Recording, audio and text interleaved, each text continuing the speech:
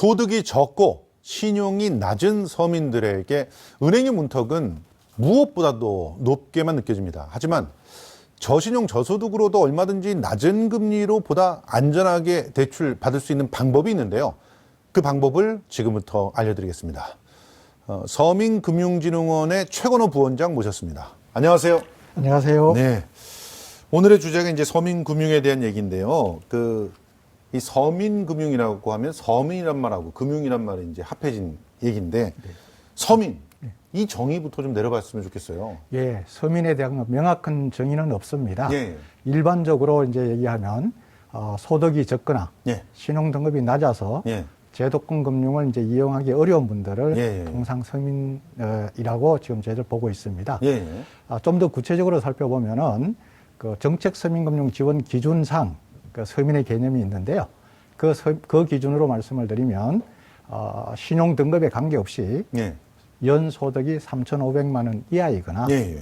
신용 등급이 6등급 이하이면서 예. 연소득이 이제 4,500만 원 이하인 경우를 예. 이제 저희들이 통상 서민들로 보고 있습니다. 예. 그래서 이런 분들 중에는 영세 자영업자라든지 예. 저신용 저소득자라든지 예. 청년, 대학생, 그다음에 그 취약계층, 예. 그 기초생활수급자 이런 분들이 대부분 서민이 되겠습니다. 예, 그렇습니다. 사실은 지금 뭐 기준으로 보셔도 연소득 4,500만 원이라면 그래도 뭐 우리나라의 어떤 통계를 보면은 또 중위권 이상이다.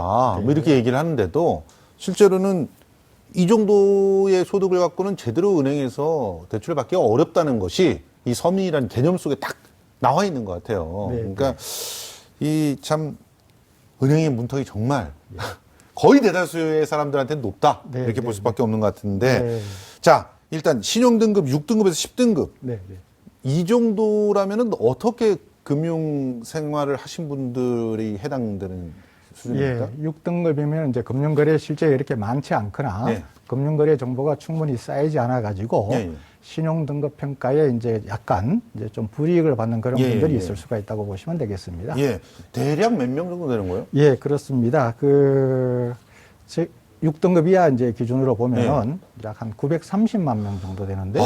예. 실제로 신용 등급을 산출받아서 신용 등급이 부여되는 우리나라 그 인구가 예. 약 한 4,500만 명 정도 됩니다. 아, 그래요? 예. 이제 그 기준으로 본다면 4명 중에 1명꼴이 6등급 이하의 이제 그 신용 등급을 갖고 계시다고 보시면 되겠습니다. 예.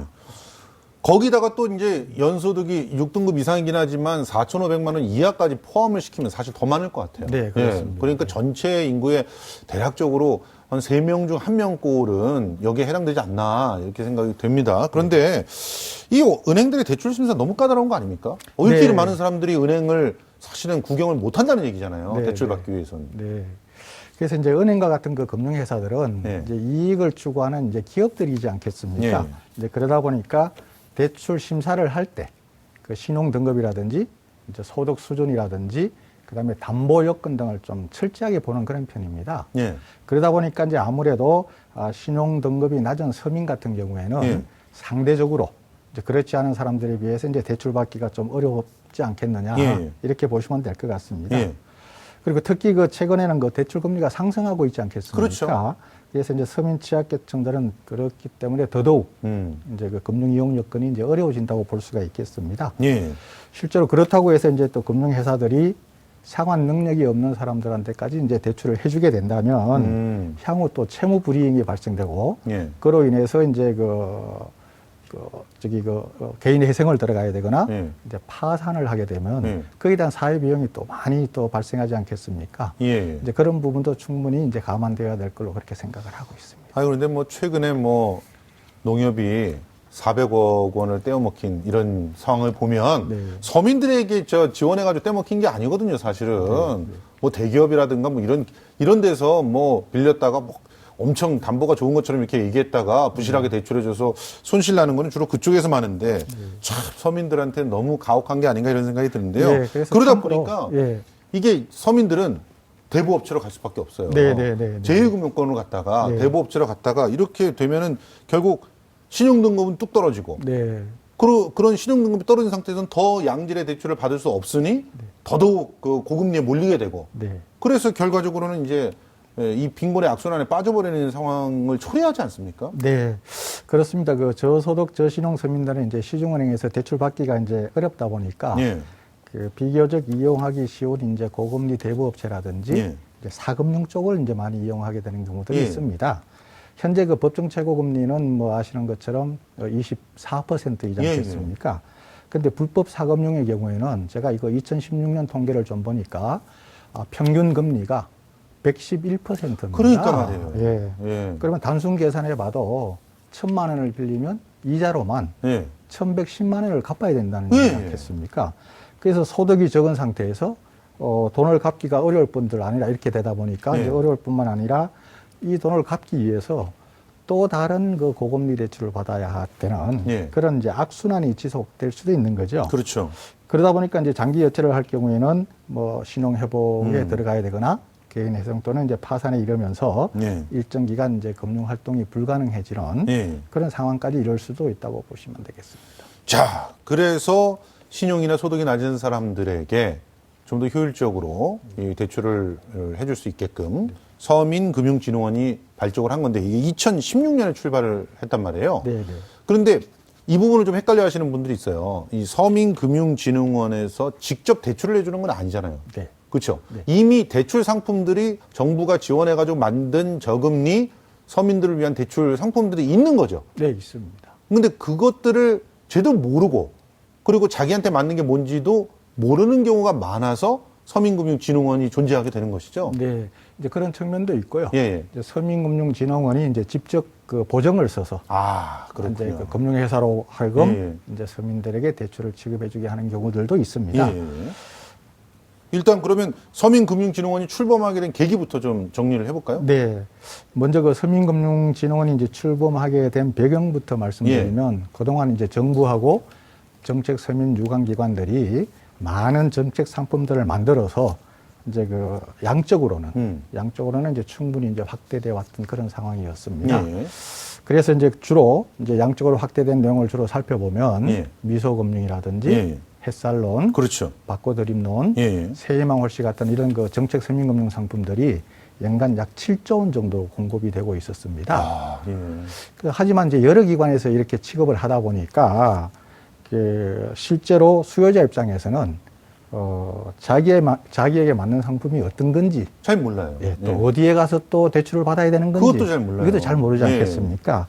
그래서 이 같은 문제를 해소하기 위해서 정책 서민금융을 한 자리에서 종합적으로 지원해드리기 위해서 예.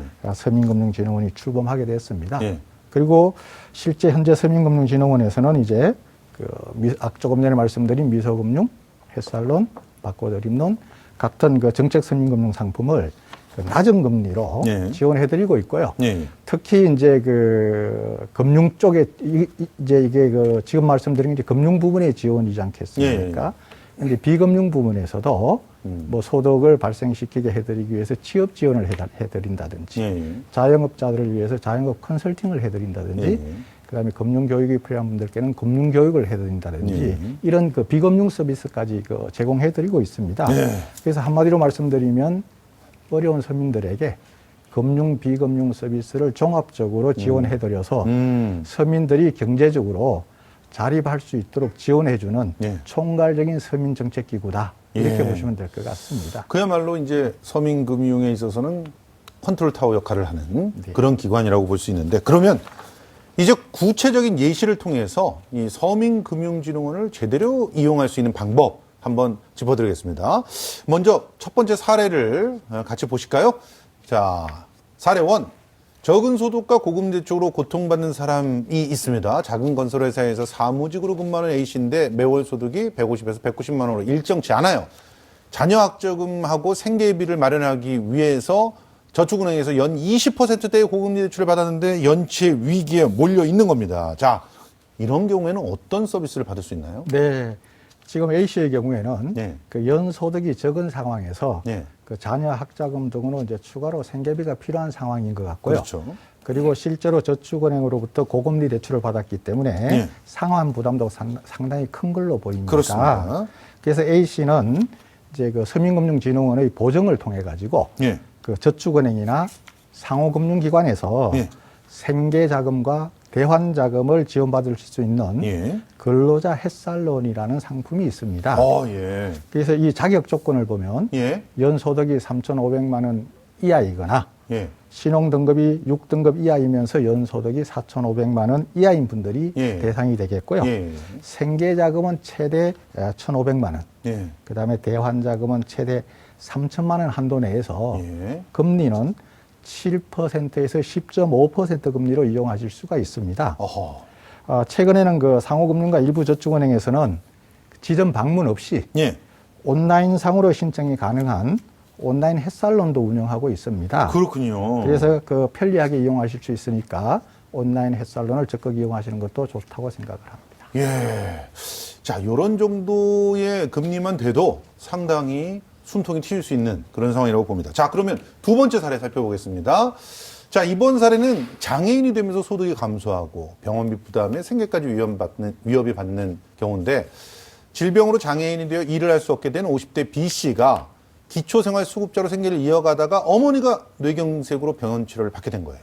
그래서 병원비나 간병비 부담이 커졌는데 병원비도 밀리죠. 생계도 위협받는 이런 상황이 됐어요. 자, 이런 분들은 어떤 지원을 받을 수 있습니까? 네, 역시 그 서민금융진흥원에서는 그 B 씨와 같이 그 등록 장애인이거나, 예. 그 다음에 조손 가정, 예. 그 다음에 한부모 다문화 가정, 예. 그 다음에 북한 이탈 주민 등 그 취약계층 중에서 네. 취약계층을 대상으로 예. 생계자금을 지원하는 상품이 있습니다. 그렇군요. 예. 예. 이분들 중에서 이제 신용등급이 6등급 이하이거나 예. 차상위 계층이거나 예. 또는 그 기초생활수급자인 분들이 그 대상이 되겠고요. 예. 연 3%의 금리로 예. 최대 1,200만 원까지 이용하실 수가 있겠습니다. 야, 3%라면 진짜 은행 금리보다 지금은 낮아요. 3% 정도면. 그렇습니다. 예. 자, 그럼 세 번째 사례도 한번 살펴보도록 하겠습니다. 자, 이분은 대부업체의 고금리 대출 때문에 빚더미에 오른 분이에요. 최근 사업 부진을 겪고 있던 30대 D 씨인데 휴대전화로 유혹이 들어왔어요. 연 30% 넘는 대부업체 대출 상품 권유를 받았는데 짧게 쓸 수 있을 거라고 생각을 했는데 고금리를 감당하지 못해서 사업까지도 접어야 해요. 이건 정말 참 기가 막힌 사례거든요. 자기가 사업이 조금만 숨통을 튀면 이 정도 대출이야 금방 갚을 수 있을 거라고 생각하고 처음에 손을 네. 버리게 되는데 나중에는 문제가 커지게 되는 상황인데요. 자, 이런 분들은 어떤 도움을 받을 수 있습니까? 예, 그 D 씨처럼 그 고금리 대출을 받아서 상환 부담을 겪고 계신 분들을 예.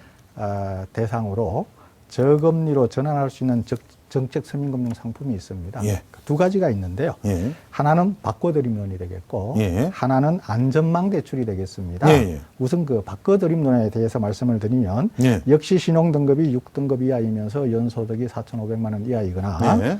연소득이 3,500만 원 이하인 분 중에서 예. 연 20% 이상의 고금리 대출을 예. 그 6개월 이상 성실 상환하고 계신 분들이 그 대상이 되겠습니다. 아, 일단 6개월은 납입을 해야 되는군요. 그렇습니다. 예. 예. 그래서 고금리 대출 중에서 최대 3천만 원까지 예. 연 6.5%에서 10.5%로 예. 저금리로 전환해드리고 있습니다. 예. 예. 그리고 또 안전망 대출은 예. 예. 그 올해 2월에 그 법정 최고금리가 이제 27.9%에서 24%로 이제 낮춰졌지 않습니까? 예. 예. 그로 인해서 생기는 문제점들이 이제 생길 것 같아가지고 저희들이 그런 문제점을 보완하기 위해서 예. 2021년까지 예. 3년간 한시적으로 공급하는 상품이 되겠습니다. 예. 그 지원 대상은 연 24%를 초과하는 이자를 이건 이제 3개월 이상이 되겠습니다. 예. 3개월 이상 성실 상환 중인 분들 중에서 네. 역시 신용등급이 6등급 이하이면서 예. 연소득이 4,500만 원 이하이시거나 예. 연소득이 3,500만 원 이하인 분들이 그 지원 대상이 되겠고요. 예. 이 안전망 대출을 통해서는 최대 2천만 원까지. 음. 그래서 연 24%가 넘는 대출 금리를 최대 연 12%까지 예. 낮추실 수 있기 때문에 DC 같이 이제 최고 금리를 초과하는 대출로 고통받는 분들이 이용해 보시면 좋은 상품이 될 것 같습니다. 이런 상품들이 있군요. 뭐 여러 가지 상품들이 있는데 근데 보면은 이자율이 굉장히 달라요. 네. 어떤 거는 3%대 상품이 있는가 하면 12%까지 가면 이것도 3%와 12% 차이는 엄청나게 크거든요. 네. 그러니까 중요한 건 내가 3%대 그 대출을 받을 수 있는지 이런 걸 좀 비교해 볼 수 있는 그런 그 서비스가 굉장히 중요하지 않겠습니까? 그렇습니다. 예. 그래서 저희 그 서민금융진흥원에서는 예. 맞춤 대출 서비스라는 제도를 운영하고 있습니다. 아, 예. 그래서 그 맞춤 대출 서비스는 그 대출이 필요한 서민들이 예. 그 여러 금융회사 대출 상품을 비교해보고 예.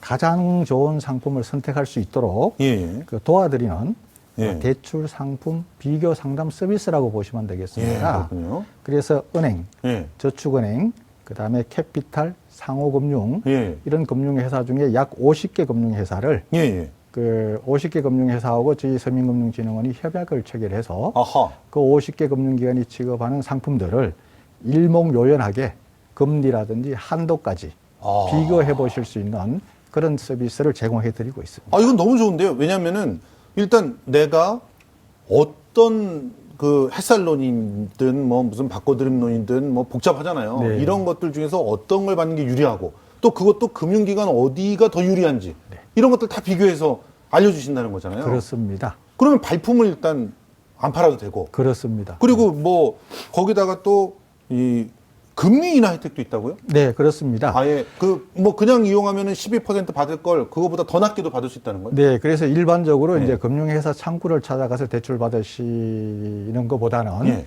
저희 서민금융진흥원에서 운영하는 맞춤 대출 서비스 제도를 이용해서 대출을 받으실 경우에는 네. 최고 0.5에서 3%까지 아. 금리 인하 혜택을 드리고 있습니다. 아, 네. 이 사실은 이게 0.5%에서 3%라면 엄청난 거거든요. 3%만 해도 이자를 따지면 사실은 그걸 가지고 저축을 할 수 있는 그런 그 여유가 생길 수도 있는 상황인데 지금 이렇게 대출하고 채무 조정하는 것뿐만이 아니라 네. 이렇게 저축을 할 수 있는 통로라든가 자산을 형성할 수 있는 그런 방법들도 가르쳐 주신다면서요. 네, 그렇습니다. 이제 크게 두 가지 상품을 소개해 드릴 수가 있을 것 같습니다. 하나는 그 미소드림 적금인데요. 예. 그 미소금융 대출의 성실 상환자라든지 예. 그 신용회복위원회나 그 한국자산관리공사에서 채무조정 받으신 분들 중에서 성실하게 상환하고 계신 분들, 예. 그다음에 그 중에서 예. 그런 분들 중에서 차상위 계층 이하인 분들을 대상으로 해서 예. 서민금융진흥원이 이제 그 이자를 지원해 드리는 겁니다. 그래서 은행에 이분들이 적금을 들어서 예. 만기에 이제 그 이자를 받으시게 되면 예. 서민금융진흥원에서 그 이자와 별도로 서민금융진흥원에서 일정 금액의 이자를 지급해 드리는 아. 그런 이자를 또 얹어주는군요. 그렇습니다. 예, 예, 예. 그래서 미소드림 적금이라는 상품이 있습니다. 예. 그리고 또 하나는 그 조손 그 가족 그 조부모 실손보험이라는 상품이 있습니다. 예. 이거는 그 취약계층 자립자금이라는 상품이 있습니다. 저희 네. 그 서민금융진흥원에 그 취약계층 자립자금 대출을 3개월 이상 성실 상환한 조손가정 조부모를 피보험자로 해가지고 예. 실손 의료 보험료를 대신 내드리고 있습니다. 예. 그래서 조손가정 조부모뿐만 아니라 실제로 뭐 이런 제도도 있지만 추가해서 저소득층 가장하고 아동들, 그다음에 장애인 복지시설, 그다음에 지역 아동센터 등을 위한 보험 지원 제도도 있습니다. 예. 아니 그런데 지금 보니까 이 서민금융진흥원을 이렇게 알고 찾아가면은 그나마 이런 서비스를 다 받을 수 있는 것 같은데 사실은 그 자기 상황에 따라서 맞춤 대출 서비스를 받을 수 있는 다양한 센터들도 있다고 들었어요. 네. 이게 어떤 관계가 있는 거예요? 네. 지금 그 저희 서민금융진흥원은 네. 다양한 서민금융 제도를 이제 이용하시려고 그러면 잘 모르실 수가 있지 않겠습니까? 그렇죠. 예. 그래서 전국에 예. 43곳에 서민금융통합지원센터를 운영하고 있습니다. 아, 그러면 진흥원이 일단 지점들을 다 이렇게 지자체로 보냈다 이렇게 보면 되는 건가요? 그렇습니다. 지역별로 이제 분산되어 있습니다. 예. 그래서 거기를 방문하시게 되면은 그 센터에는 서민금융진흥원, 그다음에 채무조정을 담당하는 신용회복위원회, 그다음에 한국자산관리공사까지 거기까지 같이 들어가 있습니다. 그렇군요. 예, 그래서 거기 가시게 되면은 정책 서민금융 상품은 물론이고 예. 채무조정에 관한 상담, 예. 그다음에 취업 발전에 관한 상담까지도 예. 종합적으로 받으실 수가 있습니다. 예. 그리고 지금 뭐 미소금융 지점은 뭔가요? 이게 전국에 170개가 넘게 있다는데? 그렇습니다. 그래서 이제 미소금융은 주로 이제 영세 자영업자를 예. 대상으로 이제 그 창업 자금이나 예. 운영 자금을 지원하는 그런 금융 상품이 되겠습니다. 예. 그래서 이런 그 금융 상품을 이용하기를 하시는 분들은 43개 서민금융통합지원센터 이외에 전국에 170곳의 미소금융 지점들이 설치되어 있습니다. 예. 그래서 거기를 방문해서 상담을 받으시면 되겠습니다. 근데 이제 이런 정책 서민금융이라는 게 다들 사실은 대출이잖아요, 대출. 그거는 일단 소득이 있어야 대출을 갚을 수가 있는 거 아닙니까? 네. 근데 그런 대출도 엄두를 못 내는 분들도 있거든요. 네. 이런 분들도 도와줄 수 있는 그런 서비스가 있나요? 네, 그렇습니다. 그래서 저희 그 서민금융진흥원에서는 예. 서민금융하고 복지, 양방향 서비스라는 걸 운영하고 있습니다. 아, 예. 그리고 이 그 서비스는 전국의 3,500개 지방자치단체하고 연결이 되어 있습니다. 아하. 그래서 이제 사용 방법을 이제 이용 방법에 대해서 설명을 드리면 예. 전국에 있는 그 43개 서민금융통합지원센터에 오신 분들 중에 예. 금융지원 대상은 아니시지만 예. 복지지원 대상이 되는 분들이 있을 수가 있습니다. 이제 그런 분들은 전국 3,500개 지방자치단체에 근무하고 있는 복지상담사하고 저희들이 연결을 해드리고 다이렉트로 있습니다. 딱 연결해 주시는군요. 네. 예. 그리고 반대로 복지제도를 이용하기 위해서 전국 3,500개 그 주민단체에 오신 분들이 서민금융이 필요한 경우가 또 있지 않겠습니까? 그런 경우에는 사회복지상담사가 저희 서민금융통합지원센터로 연결해주는 예. 그런 제도가 되겠습니다. 그렇군요. 그렇습니다. 그래서 그 직접 서비스를 연결해드리기 때문에 그 이용 효과도 높고, 그렇죠. 그 다음에 편의성도 상당히 그 좋은 그런 제도다 이렇게 볼 수 있겠습니다. 그러니까 쉽게 말하면 전국에 있는 서민금융통합지원센터를 일단 방문을 해보시면 방법이 생긴다. 네. 이렇게 생각하시면 될 것 같아요. 그래서 내가 어느 정도 내가 버는 소득 내에서 갚을 수 있는 대출을 연계해 주거나 안 되면 내가 정말 복지적인 혜택을 받을 수 있는 방법들이 없는가 이런 것들까지도 연계를 해 주신다는 건데 근데 사실 이런 일들을 하다 보면은 진짜 돈이 필요하잖아요. 네. 이 재원은 어떻게 지금 충당이 되고 있는 거죠? 네. 말씀하신 대로 그 서민금융 지원을 위해서는 그 안정적인 재원 조달이 이제 꼭 필요합니다. 그렇죠. 현재 그 서민금융 지원 재원은 예. 그 금융회사에서 오랫동안 찾아가지 않은 휴면예금이라든지 예. 휴면보험금 예. 그리고 금융회사 기부금 예. 그리고 복권기금에서 일부 출연해주고 있습니다. 예, 예. 이제 그 재원들로 운영하고 있고 예. 작년에는 그 자기압수표 휴면예금까지 출연해주도록 이렇게 제도가 예. 바뀌었습니다. 예. 그래서 일부 재원이 이제 그 보완되긴 했지만 예. 아직도 재원이 많이 부족한 실정입니다. 예. 그래서 저희 그 서민금융진흥원에서는 아직 청구하지 않은 그 금융재산을 어떻게 활용할 건가에 대해서 좀 고민을 하고 있는 중이고요. 예. 저 개인적인 생각으로는 정부의 재정 지원도 좀 필요하다고 생각을 아하. 하고 있습니다. 아니 금융회사들이 뭐 예대 마진으로 돈을 많이 벌고 있다는데 좀 더 기부금 많이 내가지고 이런데 좀 보충을 좀 해줬으면 좋겠다는 생각도 듭니다. 네. 자, 그럼 이제 마지막으로요. 우리 그 향후 계획하고 네. 또 시민들에게 당부하고 싶은 말씀 있으시면 정리해 주십시오. 네. 저마다 이제 정도의 차이는 있겠지만 지금 이제 경기 부진이 계속되고 있고 네. 이제 가계 부채가 계속 늘면서 경제적으로 힘든 분들이 많이 계십니다. 맞습니다. 그래서 고금리 대출로 이제 상환에 어려움을 겪거나 네. 이미 뭐 연체 중인 분들도 있으실 테고요. 네. 생활비 마련 등으로 급전 등이 필요하신 분들도 있을 겁니다. 예. 그래서 경제적으로 어려움을 겪고 있는 분들은 창피하거나 부끄럽다고 생각하지 마시고요. 예. 저희 서민금융통합지원센터를 찾아오시거나 예. 아니면 서민금융통합 콜센터가 있습니다. 예. 거기는 국번 없이 1397번으로 전화를 하시면 예.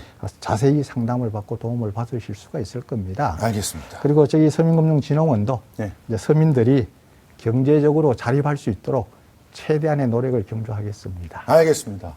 네, 지금까지 최건호 서민금융진흥원 부원장과 함께 다양한 서민금융진흥원의 활용 방법 짚어봤습니다. 지금까지 고맙습니다. 감사합니다.